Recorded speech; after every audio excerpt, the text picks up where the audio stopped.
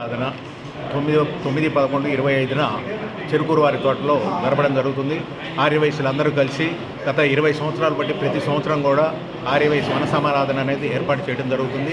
ఈసారి కూడా రేపు 9/11/25న వన సమారాధన ఒక 10-12 వేల మందితోటి ఆర్యవైశ్యులకి వన భోజనాలు ఏర్పాటు చేసి, అలాగే 350-400 మంది జంటలకు మన అన్న సత్యనారాయణ స్వామి వ్రతాలు చేసుకోవడం కోసమని, అలాగే గోపూజ, అలాగే ఇవన్నీ కూడా సాంస్కృతిక కార్యక్రమాలు ఇవన్నీ కూడా ఏర్పాటు చేయడం జరుగుతుంది.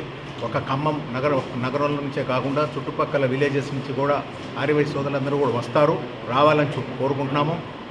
లాస్ట్ టైం కూడా మంచి సక్సెస్ఫుల్గా 12-13 వేల మందికి కూడా ఆర్యవైశ్యులకు పెట్టడం జరిగింది. ఈసారి కూడా అన్ని ఏర్పాట్లు ఆ రకంగానే జరుగుతుంది. దీనికి ఒక కమిటీ వేయడం జరిగింది.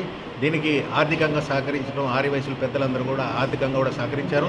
అలాగే రేపు కార్యక్రమం కూడా చేయడం కోసం నగర ఆర్యవైశ్య సంఘం తరఫున మనం ఈ ఏర్పాటు చేయడం జరిగింది. నగర ఆర్యవైశ్య సభ్యులు అందరూ కూడా దాన్ని చేయడం జరుగుతుంది. అలాగే దీని కార్యక్రమానికి మంత్రివర్యులు తుమ్మల నాగేశ్వరరావు గారిని, పొంగులేటి శ్రీనివాసరెడ్డి గారిని, బట్టి గారిని, అలాగే ఎంపీ గారిని, అలాగే పోవాడ అజయ్ గారిని, తర్వాత జగ్గయ్యపేట తాతయ్య గారిని కూడా పిలవటం జరుగుతుంది.